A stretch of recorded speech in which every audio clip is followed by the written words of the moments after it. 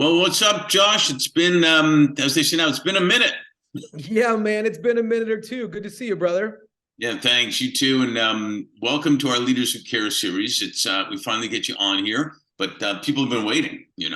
Um, Well, it's not easy to get on here, man, but it's an honor to be here, and I can't wait to share just everything that's been going on and catch up. yeah, that would be great. So, best place to start is if you briefly introduce yourselves. Now, I know Jay Leno would say this about Robin Williams. He would say, "All I got to do is say, hey, Robin.'" And that's it. It's done. So we're not doing a Robin Williams impersonation, but about you, where you're from originally, where you are now, your family, maybe something you've never told anybody, and this is the time you want to reveal it to the world. Yeah, exactly. And then we'll get to the business stuff. How's that? Yeah, sounds wonderful, man. Yeah, Josh Hotsenpiller, primarily grew up in Denver, Colorado.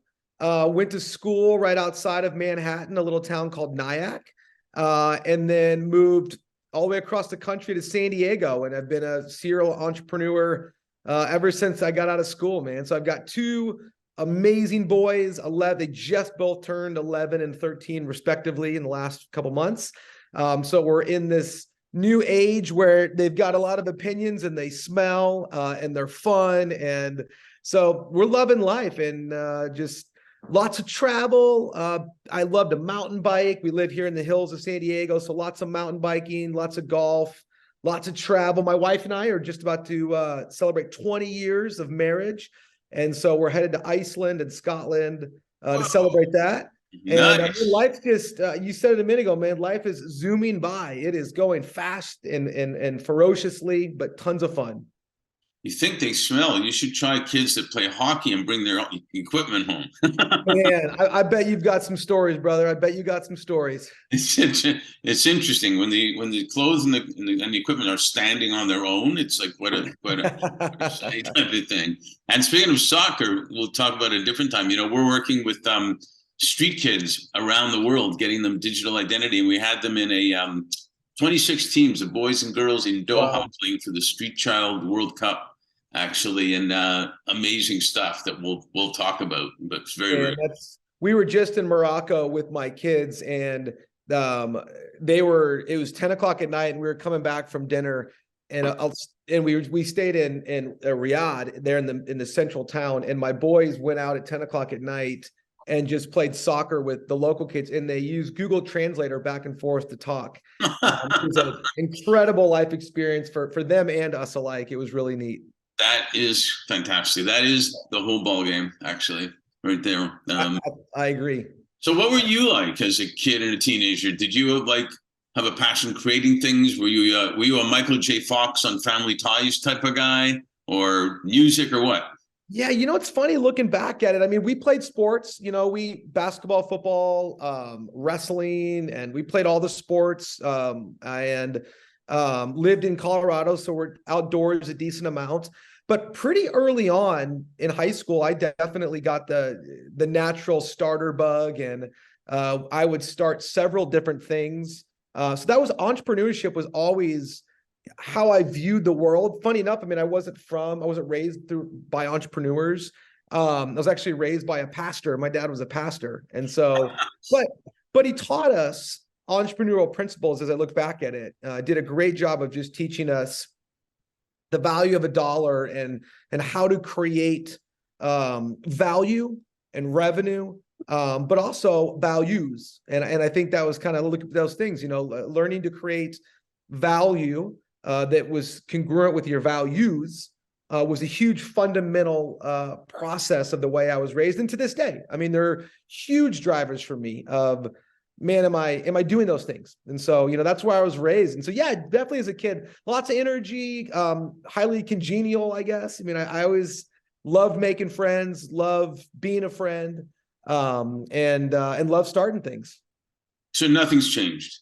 Yeah, I think it is true. I mean, I love making friends. I love being a friend. I think, in today's world too, and where there's so much division, I would always joke, if you followed if you got behind my social media and scrolled down, you'd be like, is this guy left, right? I mean, my feed is just full of polarizing, polar opposite people. But empathy and curiosity are such drivers of relationship building. And I think for me, having empathy to understand where a person comes from and curiosity has allowed me, I think, to collect a wonderful group of friends that I deeply enjoy journeying with. Yeah, we're going to talk a little bit about that value and values, and you can have both. In fact, both are even extrapolated further because of it. It's kind of like if someone asks a parent, "You're going to have another kid," and she says, "No, I can't. I can't like separate the love that way." But it doesn't work that way. It just gets bigger. It doesn't, and you don't. That's something you can only know through experience, and maybe that's the same here. You don't realize, like, when you really do have core values and you constantly lead from them, it is a natural value generator. And it just is, because it is the rules that govern the world since way before us and way after us. Is the way you treat people ultimately generates a longer, healthier story.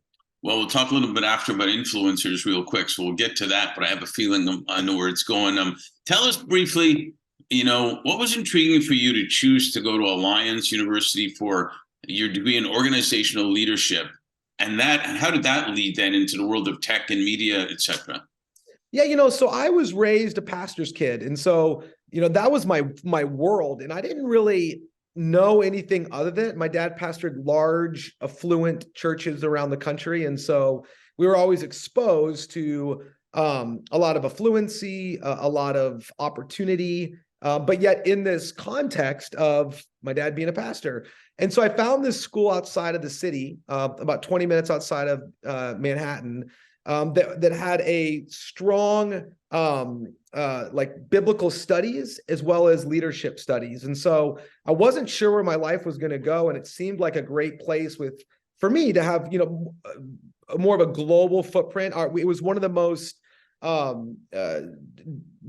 broadly demographic driven schools ever. So just tons of different ethnicities and multicultural influences. And so it was neat for me, a kid grew up in Colorado that didn't have that, to be in an environment to really be shaped by that. And so it seemed like a good balance, a good experience to be near the city, to have a lot of different culture impact me, as well as what we're talking about here. And my background really was the values of a faith. And it was the value of understanding organizational leadership and bringing those two worlds together. And so it really did shape me. No, it makes a lot of sense. So I guess you're talking about that's where your instincts, your savvy came from. When did you notice that you had this thing to like see so many businesses that you're starting, from some of the Profits for Purpose and now Juno and everything in between? Did you just pick them and hope they worked, or what was it? I think whenever you're an entrepreneur, you see something where there's a gap, and you're like, well, why is that gap there? So for example, I remember when I went into Visa and I saw their values on the wall, and I saw where you could grab a piece of paper and hold their values. But I started thinking, that just seems like if values drive an organization, like, why aren't we telling the stories behind the values? So I started Wisdom Capture, where we literally would go in, and we still do this day, we'd go in a big organization, any organization that saw the value in it, and we'd sit with their executive leadership team and their emerging leaders and say, hey, for example, Visa was a client, and we said one of their values was bold decision making. And we would sit with their executive team and say, tell us about a time that you didn't make a bold decision and there was a consequence. Tell us about a time that you did and there was a reward. And so we started just telling these stories. And so for me, to answer your question, whether it was Profits or Purpose, where we were trying to mobilize people to give back, whether it was Wisdom Capture, we're telling values-based stories, whether it's Juno, where we're saying, man, there's too many platforms, we need to consolidate this, whether it's Scale Factor, a new company I'm involved in, where we're saying, man, you see all these companies that have great product to market fit, but they're not able to scale. You see a gap and you go, we could close that gap. And it was just, you see gaps, that I guess that's kind of what I would say. You see gaps. You're solving a problem, right? Yeah. And, I found, I tell a lot of people this, Mark, they ask me, what separates, or what have you learned from great leaders? And I remember the first time I was in a C-level meeting of a company of size, and I just couldn't wait to sit there. I just listened to the brilliance that would come out of these leaders' minds. And I sat there and I was like, oh my gosh, these people have no idea what they're doing. But I noticed two things. There's two things that they had. One, they were fearless to get over their skis. And two, they were great problem solvers. And what I learned looking back is there's a lot of people that are scared to take a risk, but they're really good problem solvers. There's a lot of people that are fearless to take a risk, but they're not good problem solvers. But when you get those people that go, you know what, I'm not afraid to get into the unknown, and I'm good at solving problems, those two ingredients start to create incredible leaders. And so for me, I look and I try to always think about those things of, so you ask, like, how did this happen? I've always had a good awareness of what I'm good at and what I'm not. And I'm a big believer in collecting people. You collect great people into your orbit.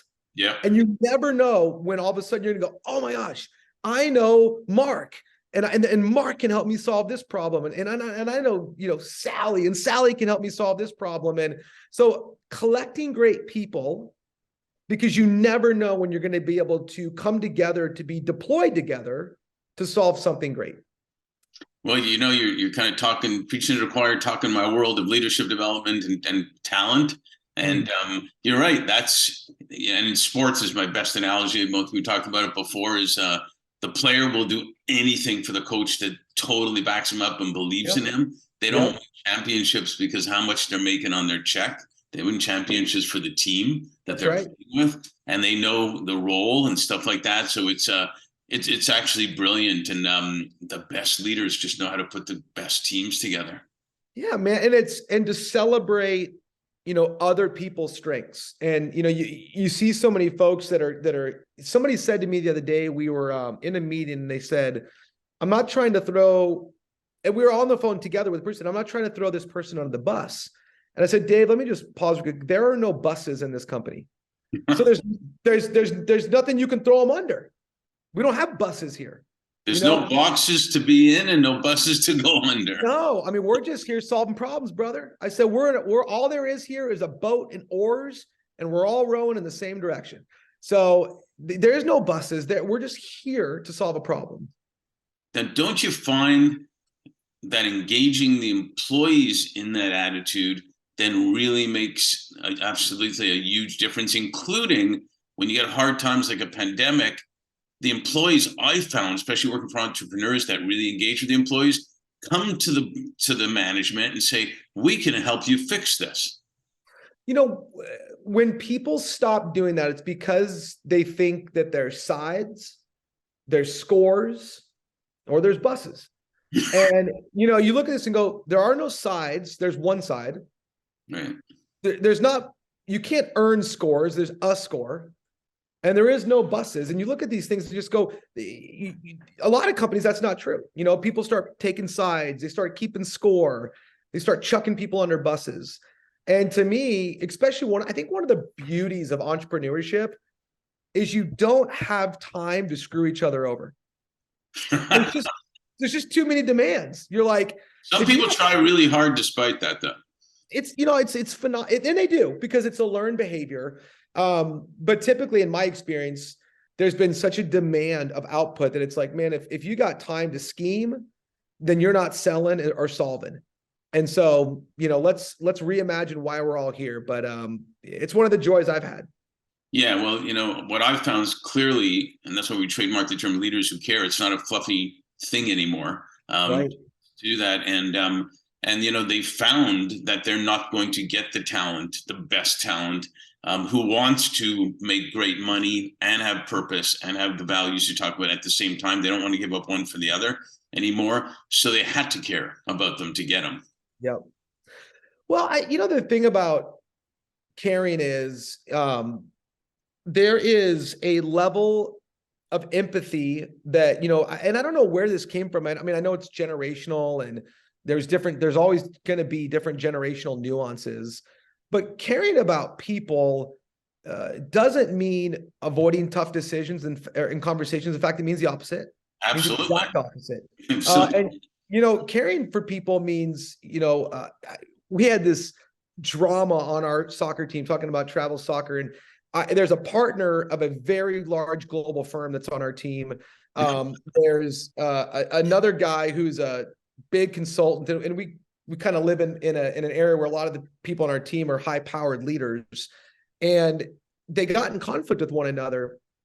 And I remember saying to one of the guys, you got to go have this conversation. And for me, I'm so relational that I'm like, well, just go have a beer, talk it out, blah, blah, blah. And long story short, one of the guys just really went for it and shared his heart and was very vulnerable. And I said to the other guy, I said, mark my words, you will have less people do that than fingers on your hands by the time you're dead.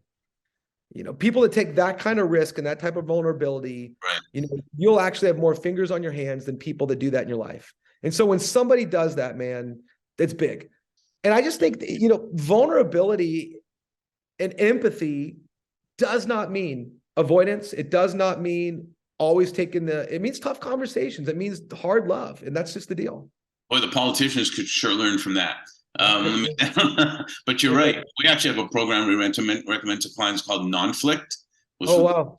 And it really does a lot of that. And I interviewed a CEO, it's got to be over a year now, and he said, I'm having the best time being a CEO. I can tell how I feel. I don't have to pretend I know everything. I don't have to do some of that. And I'm engaging with everybody. It's great. He said, so there you go. We founded Fifth Element on the premise that their leaders and businesses can do way better when they are doing good. Yep. And your ventures seem to all have that thread, that theme, that commitment in it. Describe, if you can, how you balance and help others balance getting strong economic results and positive social impact at the same time. Well, I mean, I think at the end of the day, running a authentic business is core. And being able to say, wait a minute, look, at the end of the day, this is a for-profit in the world that I'm in. So that's not a bad thing. We need to make a profit. But we also, when you do right and you do right work, like we've said, like businesses grow. And so showing the business results, for example, wisdom capture. Okay, we have an internal team that does this. Why do we need you? Well, because everybody that works for you, CEO, doesn't want to tell you you're wrong, doesn't want to tell you you could be better. And so our job is to come in and make you the very best person that you could possibly be so that more people are attracted to your work. And we're more expensive though. But you realize, like, if we make you better, you're going to do better at what you do. And so I think you always look at everything that you do, you go, how do we make an organization better? And that's how you drive impact. So profits or purpose is, man, your company is going to be better if you're mobilizing your employees to change the world. Wisdom capture, your company is going to be better if you're telling authentic stories you're not going to get anywhere else. Scale factor, your company is going to be better if you understand your story and your buyer and align these together. Juno, your company is going to be better if you have one data set. Your company is going to be better if, and I think if businesses can say that, like, you're going to be better if, and we can answer that if, then you can run a business that has good margins. You can run a business, but I think it starts with, a lot of people are like, I'm going to sell you this versus you're going to be better if. And I think businesses can't define that. Like, why is my business better if we go with you? Not you're selling me this. And so I think what businesses have to learn to do is have more texture and more nuance in the questions they ask themselves versus having a binary sales position, if that makes sense. Yeah, and there's an expression, it's called clear is kind, where the clearer you are to people, like you said before, the kinder you really are being to people. The more that you're doing is making the company that everybody works in better, and that's just, it's dollars, but it's beyond even just dollars. The chances are you're going to have more people want to come work with you and stay there and stuff like that. Another thing that happens though, I believe, and you can chat to this too, because we're getting close on time. All the things that you're talking about happening, people go home after work and they either get home and they say, oh, I'm so tired. Don't even talk to me. I got a beer, sit on the sofa. My boss sucks. The kids hear that.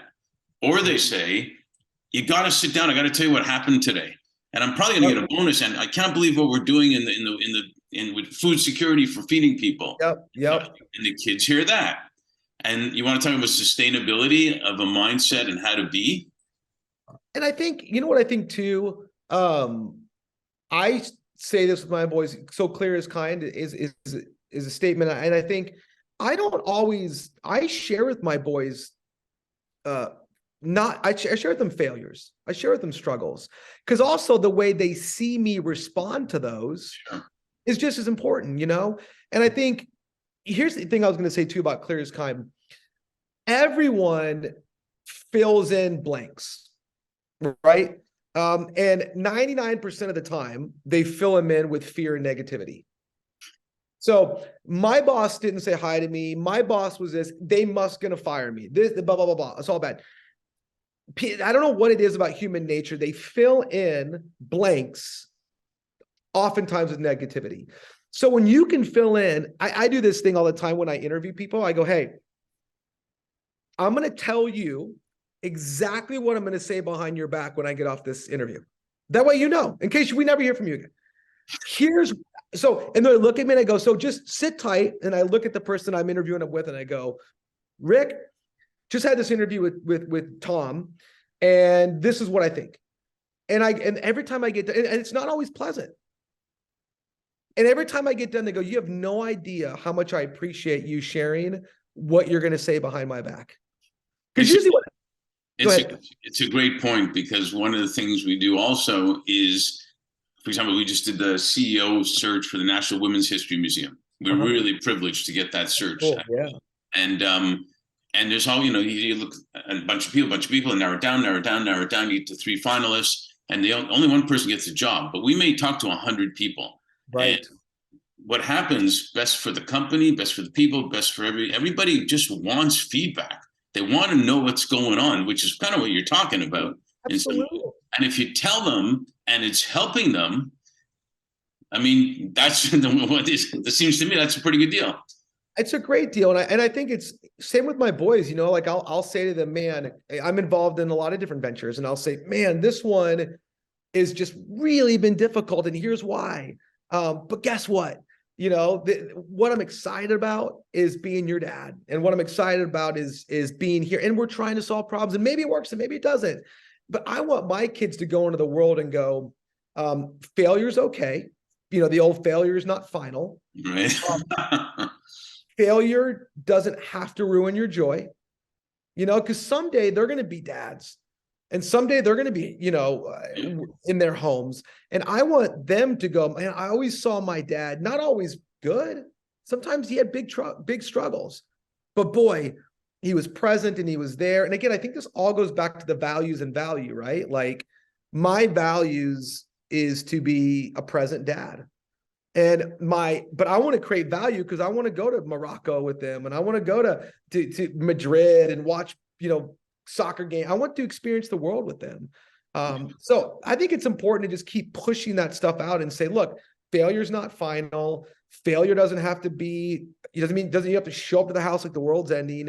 This is an inside job, but that's also part of the value and values, you know, and we got to own those. But here's the other thing, Mark, and I'm not going to steal the whole thing, but like, I wonder how many people have defined what their values are and what value is enough for them to have joy. And I think this is a whole other thing we don't talk enough about. It's that inner work that a lot of leaders don't do. Yeah, it's funny. I ask people very often, not what do you do? I say, what's interesting about you? And go like, okay, this is my job. Yeah. You know, They don't go the other. Women, although it's changing a little bit, women will say the family. Europeans will say not the job first. They'll say their life. And it really relates to what you're talking about. And I want to know, when you tell them this is going wrong, if your kids actually come up with a solution. So we do this thing in our work, and I call it the 3 S's. I say, where are you stuck? What's your solution? And here's my suggestion. And it's really fun to watch them be able to go, well, here's where I'm stuck, but here's kind of what I'm thinking. And then I'll show, well, here's some of my ideas. And it's so cool to see people evolve and work through those, including, you know, here at home. And it's a whole other subject, but diversity works big in that respect too. because Yep. if you're all the same, no diversity, you don't have new ideas, basically. 100%. And you 100%. So, last question on this, because you know what they say in LA, keep them wanting more so you can do a sequel. That's the There key. you go. There you go. With everything that's happened, Klein told me in 2021, and Klein said to me, you know, Mark, the year 2020 was the year that flew by slowly. And I thought, what a great comment. And Yes. because it just felt weird. And so the last 2 years, we've all gone through stuff. What are you most grateful for? And what are you most hopeful for? I'm most grateful for new experiences. You know, when COVID happened in March, we spun up the wireframes for a virtual event platform. And we knew that we could jump into something that might not sustain. I mean, it was toilet paper during a pandemic, virtual. But we ended up, you know, what do we do? $7 million in 15 months of new business out of nowhere, raised $15 million. Had an incredible experience. It was an experience unlike anything I'd ever had before. I'm grateful for the experience. And what I'm hopeful for is, a future of shared experiences with people I love. And that to me is, you know, before the pandemic, there was such a shared experience, and then everything kind of got crammed into this for me, especially because while a lot of people were like, man, everything stopped for me, everything accelerated for us. And I think the more shared experiences we can have as friends and family, the bigger problems that we're going to solve. And I really hope, I hope for more shared experiences. You know, Mark, you and I sit at a bar in a city and we share that experiences, we're going to solve more problems together. And so shared experiences, I think, are going to create more problem solving in the future. Yeah, it's beautiful. You know, the thing they say that fills people's hearts and souls literally more than anything is belonging. Mm. And that's kind of what you're talking about there. And if you're on a team, whatever it is may be, you do make things happen. You Right. know? So Right. thanks for sharing that, man. Really appreciate it. Yeah, thanks for having me on, man. I love seeing the series. I love seeing all the good that you guys are doing, and it's just an honor to be a part of it for a minute. Now we got to do some more stuff together. I'm in, brother. I'm in. All right.